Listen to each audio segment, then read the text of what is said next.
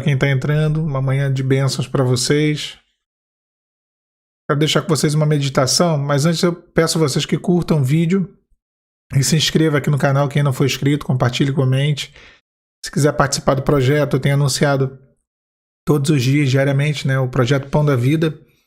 É só clicar no botãozinho aqui embaixo, se torne membro, seja membro, e você vai ter acesso a lives e aos vídeos exclusivos do projeto. Também vai ter acesso ao grupo do Telegram para download, né, desses arquivos, desses vídeos e dessas lives. Pessoal, a nossa leitura vai estar em Números, capítulo 22, versículo 9. Diz assim a palavra do Senhor. Números 22, versículo de número 9. E veio Deus a Balaão e disse: quem são estes homens que estão contigo? O povo do Senhor ele caminhava para a terra prometida, né? E quando eles chegam próximos ali à localidade dos amorreus, em Israel, Moisés envia mensageiros a Sião, rei dos amorreus. Ele pede permissão para atravessar a terra dos amorreus. Promete que não se desviaria nem pelos campos e nem pelas vinhas. Não beberia água dos poços. Eles seguiriam pela estrada real. Somente atravessariam o termo dos amorreus. E aí a resposta de Sião foi uma resposta de guerra, né? Foi uma ação de guerra, né? E acabou que eles pelejaram contra Israel, né? Se enfrentaram ali em Jaaz, e a palavra fala que o Senhor entregou os amorreus na mão do povo de Israel, e o Senhor ali, o povo ali derrotou, na verdade, e tomaram posse das suas terras. Eles nem tinham isso por intuito. O intuito de Israel, de fato, era apenas de atravessar a terra dos amorreus. Lembrando aqui amorreus, né, um povo cananita, descendente de Amoni. Eu até falei sobre isso na nossa live do projeto. Então depois os israelitas eles se acamparam nas campinas de Moabe, né, e Balaque, rei dos Moabitas, ele olhou e viu o povo ali. Ele vira para os anciões de Midian, os midianitas, e ele fala: olha, esse povo agora vai nos lamber como um boi lambe a erva do campo. Foi exatamente essa expressão que ele utilizou. Então ele, percebendo que o povo de Israel estava num tempo de conquista, de vitórias, né, e que o Senhor estava à frente ali, ele vira e ele manda mensageiros até Balaão. E esses mensageiros vão até o profeta Balaão, tentando ali de alguma forma ou de outra, né, a palavra fala, com o preço dos encantamentos de Moabe e de Midian. E os mensageiros vão até Balaão, tentando subornar o profeta para que o profeta amaldiçoasse ali o povo de Israel. Balaão ele consulta o Senhor naquela noite. O Senhor vira para ele e fala assim: quem são estes homens que estão contigo, Balaão? E aí o Senhor ele vira e fala: olha, tu não irás com eles e nem amaldiçoará o meu povo, porque é um povo bendito. Então Balaão pela manhã ele transmite essa mensagem, eles vão embora. Só que Balaque ele não, né, desanima, ele não desiste, né, o rei dos Moabitas. E aí ele envia outros mensageiros a Balaão, esses mais prestigiados, né, mais importantes ali, certamente príncipes, né? A palavra, acho até que ela menciona isso, príncipes do povo dos Moabitas. E esses sim conseguem, de certa forma, ali persuadir e convencer Balaão. E aí eu acho interessante, né, que Balaão ele fala assim: olha, ainda que Balaque me desse todo o ouro da sua casa, eu não iria, eu não amaldiçoaria o povo de Israel, eu não iria contra o mandato do Senhor. Só que durante a noite, Deus ele vira para Balaão e ele fala: olha, se aqueles homens te chamar de novo, levanta-te e vai com eles. Quer dizer, apesar de Deus já ter revelado a vontade dele, Deus, em relação àquela questão, o coração do profeta Balaão já estava inclinado em seguir os mensageiros de Balaque. Já estava inclinado a aceitar as ofertas feitas por Balaque. Então o que o Senhor falou? O Senhor olhou para dentro do coração dele e deixou ele. Na primeira vez o Senhor impediu, falou: olha, tu não irás. Mas na segunda vez o Senhor permitiu. E aqui fica um ponto, né, que quantas vezes na nossa jornada Deus ele nos dá uma ordem, Deus nos dá um direcionamento, ele diz: olha, não faça, não vai, não é por aí, não é esse o caminho. E nós insistimos e teimamos em desobedecer, né? É um perigo nesse tipo de atitude, né? Que é a insistência na desobediência. Saul teve, aqui saindo um pouco desse contexto, indo para Saul lá na frente, Saul era muito assim, era obstinado. Obstinado é isso, é persistir, é insistir em fazer algo mesmo que contraria alguém. Então, no caso aqui, embora ele tivesse escutado a voz do Senhor, né, Balaão, ele sabia que o Senhor não queria que ele fosse até ali, amaldiçoasse, né, o povo de Israel. O coração dele já estava inclinado a fazer aquilo. Não propriamente a questão de amaldiçoar ou abençoar, mas a paga que lhe seria dado, o ganho que ele teria indo acompanhando os mensageiros de Balaque, né? Então, o coração dele estava inclinado. E aí, se o Senhor na primeira vez virou para ele e falou: olha, tu não irás, na segunda vez o Senhor olhou para o coração dele e viu que havia essa inclinação, ou que continuava essa inclinação, o Senhor permitiu. Quem nunca passou por isso? A gente consulta o Senhor já tendo algo, uma inclinação no nosso coração.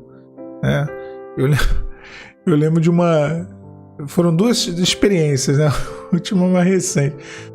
Uma viagem que eu fiz, que eu consultei o Senhor, mas eu já estava assim, aquela consulta que você consulta o Senhor, aí você já comprou a passagem, já arrumou a mala, né? Você só está consultando o Senhor por desencargo de consciência. E o Senhor vai deixar. Porque é isso, nós consultamos ao Senhor com um ídolo no coração. A palavra fala em Isaías, e quando consultamos a Deus com um ídolo no coração, ou seja, quando perguntamos ao Senhor já querendo uma resposta e não aceitando o contrário daquilo, Deus ele responde conforme o ídolo que há nos nossos corações. Eu não preciso nem dizer que deu tudo errado nessa viagem, né? E a segunda experiência foi o meu carrinho. O carrinho tem sido uma benção, né? Mas, quer dizer, foi uma benção, mas depois se tornou uma dificuldade, porque o carro, depois de um tempo, né, ele tem mais de 10 anos, ele vira uma bomba relógio, né? E aí começa a explodir tudo que é problema no carro. É aquela hora que tu tem que se desfazer dele, porque já não dá mais.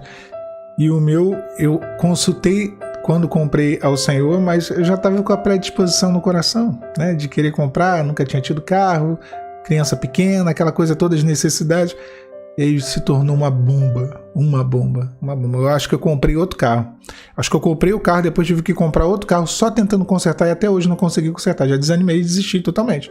Hoje eu uso ele até ele parar, que já não dá mais. Está fora das minhas condições. E isso aconteceu, e eu lembrando dos textos, e lembrando do que aconteceu, era isso. Eu tinha consultado ao Senhor já com um desejo no coração. Eu já tinha ali uma definição. Eu já tinha... Então, na verdade, eu fui consultar apenas como uma questão de protocolar, né? Uma questão protocolar. Eu vou consultar o Senhor aqui para dizer para mim mesmo que eu consultei, que Deus estava no negócio. Mas depois a gente volta, né, no texto, naquilo que o Senhor falou, a gente vê que estava ali desde o início a resposta. Ele dizendo, não faça isso, não vai por aí, não siga esse caminho. Não foi a primeira resposta de Deus para Balaão. Você não irá. Não irá. O texto que nós lemos é um texto que eu gosto demais. Olha a pergunta que ele faz. E veio Deus a Balaão e disse: quem são estes homens que estão contigo? Olha, quem é que está te influenciando? Ou melhor, o que é que está te influenciando? Porque isso, estão contigo, essa companhia aqui, é esse o significado, é o que está te influenciando, quem é que está fazendo a tua cabeça, o que é que está fazendo a tua cabeça, o que é que está te convencendo do contrário à minha vontade. A pergunta que o Senhor faz para Balaão: quem são estes homens que estão contigo? Aquela máxima da sociologia, né? Diga-me com quem tu andas e eu direi quem tu és, né? Então é exatamente isso. Então, o que a gente está permitindo que entre no nosso coração, que entre na nossa mente, que nos influencie? Eu acho muito bonito a expressão, realmente acho bonita, porém não é verdadeira, é falsa. Eu não sou influenciável. Meu irmão, minha irmã, acorda. Todo mundo é influenciável de um jeito ou de outro, de uma maneira ou de outra. Todos nós sofremos influência do meio de amizades, de familiares, de tudo. O ser humano é um ser social e naturalmente, consequentemente, um ser influenciável. Nós temos influências, sejam boas ou ruins, positivas ou negativas. Por isso que a palavra fala: as má conversações corrompem os bons costumes. Porque tem gente que se coloca numa posição acima de princípios espirituais estabelecidos na Bíblia. Não, mas eu não me corrompo. Eu posso ouvir um monte de coisa, eu não vou. Eu posso estar no meio do chiqueiro. Se você não tomar cuidado, claro que você vai. Quem está de pé, cuide para que não caia. Eu, como sempre digo aqui no canal, o inimigo ele tem o poder de destruir um muro com um alfinete.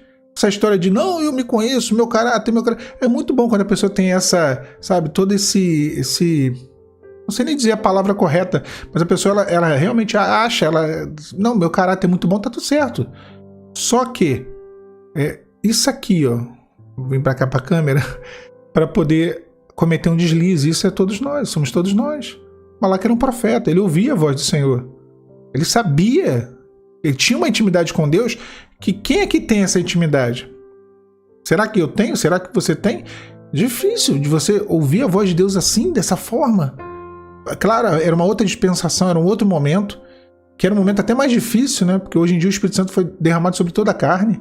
Ele vive nesse tempo, desde Pentecostes, mas naquela época ele ouvia claramente a voz de Deus e mesmo assim ele se deixou influenciar. Olha o questionamento do Senhor. Quem são estes homens que estão contigo? Você está sendo influenciado, né? Tanto é que funcionou que a primeira vez que Balaque ele manda a Balaão, né? Eu estou confundindo o nome aqui, que Balaão ele recebe os emissários de Balaque, a primeira vez não funciona. Na segunda vez, foi alguém mais influente lá, que sabia, né, tocar no ponto realmente, e essa segunda vez que foram os príncipes dos Moabitas, eles convenceram a Balaão. Eles mudaram algo no coração de Balaão, talvez. E aí o Senhor viu, e o Senhor falou assim, então vai com eles. E a gente sabe o que acontece. Ele não conseguiu amaldiçoar o povo de Israel, a jumenta dele travou, porque o anjo do Senhor se apareceu no caminho estreito entre as vinhas. Aqui tem um simbolismo, né? O caminho estreito realmente é o projeto que nos leva à salvação, a gente sabe disso, né? Que é a porta, né? E o caminho são de fato estreitos. Entre duas vinhas, né? A gente pode falar que a vinha é tipo daquilo que realmente é o derramado do Espírito Santo. A gente tem o derramado do Espírito Santo no período da lei e agora no período da graça. E isso fala do quê? Do projeto de Deus para o homem, da salvação. Fato era que ele estava indo para um caminho de morte. O anjo do Senhor estava ali, a jumenta travando, né? A jumenta é o propósito, é o que nos conduz, né? Só que ela travou, ela parou. Quantas vezes nós vemos que as coisas estão travadas, emperradas, e são placas que Deus está colocando para nós? De cuidado, de não vá por aí. Por isso que parou. A jumenta parou para Balaão não morrer. Porque se ela continuasse, ele morria. E às vezes a gente está reclamando, Senhor, mas está tudo travado, está tudo parado. Tudo parou, Senhor. Mas por quê? Se tivesse continuado, você morria. Será que se a gente tivesse continuado, as coisas estariam muito piores? Então, às vezes, Deus ele trava o processo, a obra que ele iniciou na nossa vida. E é necessário para que venhamos a rever algumas coisas. O Balaão ele não estava enxergando o anjo, a jumenta estava. Havia uns escamas ali nos olhos dele, ele não conseguia enxergar o que estava diante dele, o perigo que estava diante dele, o caminho que ele tinha escolhido, né? Agora, o fato era que ele não conseguiu amaldiçoar. E quando ele abria a boca para poder amaldiçoar o povo de Israel, a maldição se transformava em bênção. Essa mensagem é muito usada para tem gente trabalhando, fazendo trabalho, nenhuma ferramenta má para prosperar. Isso também, de fato, Deus tem o poder de reverter, né? Toda a maldição ele transformar em bênção. Agora, eu quero me ater ao profeta Balaão, porque é muito fácil a gente crucificar as pessoas aqui. Inclusive os personagens da Bíblia. Eu vejo as pessoas falando mal de Pedro, falando mal de Davi, falando mal de Balaão, falando mal disso, daquilo outro. Só que assim, será que estivéssemos lá, não estou falando que era certo ou errado, não estou passando pano para o pecado, mas se estivéssemos lá, não teríamos feito a mesma coisa? Em alguns casos talvez tivéssemos feito a mesma coisa. Quantas situações que julgamos de Davi aí, ou de Pedro, que no impulso também poderíamos agir no impulso que nem Pedro, né? Será que tá lá no meio lá? Aquele aí tava com Jesus. Eu tava com Jesus. Eu tava aqui, ó, me prenda, me mate também. Eu acho que eu correria como se não houvesse amanhã. E é muito fácil falar, não, porque Pedro negou Jesus. A gente se coloca num Olimpo, né, num nível de santidade tão grande. Cuidado, né? Não sejais nem demasiadamente santo, nem demasiadamente sábio. Tem gente que se acha muito sábio, se acha muito santo. Eu sou do time do equilíbrio, né? Sou nem do time do tudo pode, nem sou do time do nada pode. Tem o time do nada é pecado, tem o time do tudo é pecado. Não sou. Eu lembro que uma vez eu entrei num grupo de oração. E na verdade eu criei o grupo de oração. E aí o grupo foi crescendo, era aqui do canal, isso há uns 4, 5 anos atrás, início do canal. E eu sempre muito brincalhão, né? Sempre muito brincalhão para descontrair, que eu sabia que as pessoas estavam passando por um momento difícil, eu também estava. E aí eu fui brincar no grupo, eu mandei um áudio brincando.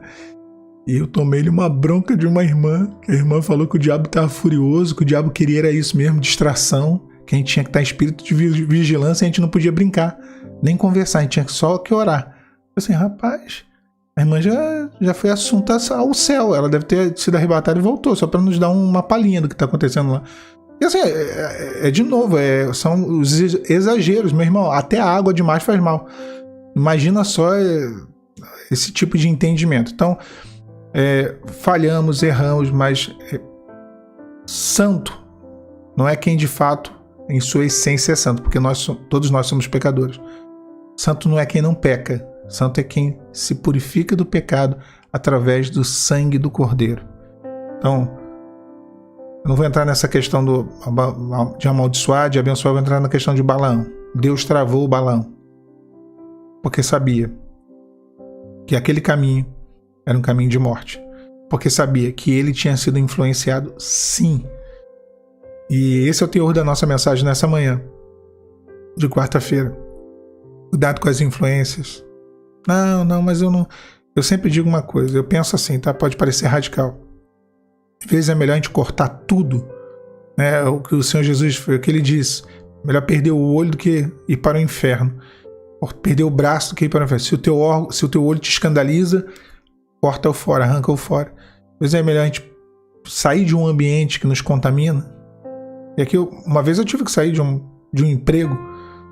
Mas é um emprego, eu preciso, Senhor. Eu prefiro ficar desempregado e ir para o céu do que para o inferno com a carteira assinada. Sério, eu já vi gente acabar com o casamento por conta disso. Que é não abrir mão de amigo, não abrir mão de amiga, não abrir mão de emprego ruim, CLT que não tinha futuro nenhum, mas porque meu emprego o Senhor me deu. O Senhor deu, meu irmão. Às vezes foi o Senhor realmente que deu. Como o Senhor colocou Israel, a família de Jacó, no Egito. Foi o Senhor quem abriu a porta. Mas quem negociou os termos da escravidão foi o diabo, foi Faraó. Porque às vezes o Senhor dá uma porta, mas é pra gente ficar um momento ali. E aquilo se torna uma escravidão, uma servidão. Você não tem tempo para servir o Senhor, para ir para a igreja, para cuidar da tua família, para nada. E você tá ali com aquele argumento de que, o Senhor que me deu. Você vai morrer nesse argumento, vai perder tudo nesse argumento. Sabe? Então cuidado. Quem são estes homens? Como foi a pergunta? Quem são estes homens que estão contigo? Eu não estou falando aqui literalmente de pessoas, tá? Quer dizer, também são pessoas. O assunto, como eu falei para finalizar, o que está te influenciando? O que pode me influenciar? É isso. Eu estou aqui, por exemplo, eu estou, de certa forma, influenciando. Você é um influenciador, né? Influência fluir, né? Fluir dentro de alguém. Então é isso, é influenciar, é levar uma mensagem que venha a ser o Espírito Santo a nos influenciar. Porque a jumentinha de Balaão que falou com ele, ela ali, o Senhor deu a ela o siso, a consciência, a visão espiritual que Balaão não tinha. É um animal. Olha só a influência que ela teve. Qual foi a influência? Do Senhor. Enquanto Balaão estava com a influência da ganância, do dinheiro, né, a influência foi do Senhor. Eu estava conversando esses dias, só para... Eu acho que é dentro do assunto. Hoje a gente vive um cristianismo que às vezes me surpreende, né? Tudo é o foco do que você faz. Por exemplo, as pessoas se deslumbram com algumas coisas. Eu estava vendo um irmão, estava até conversando comigo, e ele está com muitas ideias e... são dois amigos, eles têm muitas ideias e tal. Só que assim, qual é o foco daquelas ideias, né? Eles, não, porque você tem um canal e tudo mais.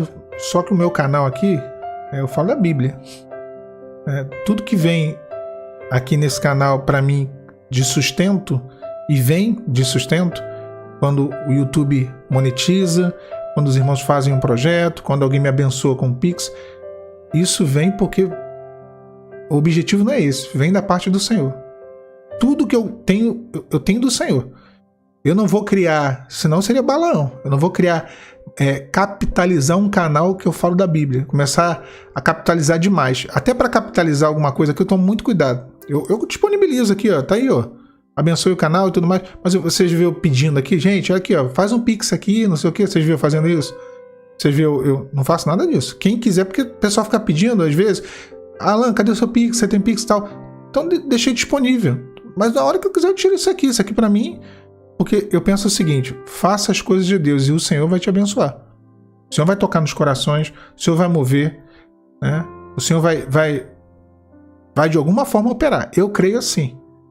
Tá? Então a gente não pode pegar aquilo que é espiritual, aquilo que é os desígnios e o projeto de Deus para nós e materializar. Foi o que o diabo falou para Jesus, né? Lá no deserto ele falou assim, olha, se tu és o Filho de Deus, transforma essas pedras em pão. Era materializar a fé. Pegar o poder que ele tinha, né? A autoridade que lhe foi conferida, que era espiritual, né? E transformar em algo que é saciar, ou na verdade suprir a sua necessidade humana. Que era o que? O pão.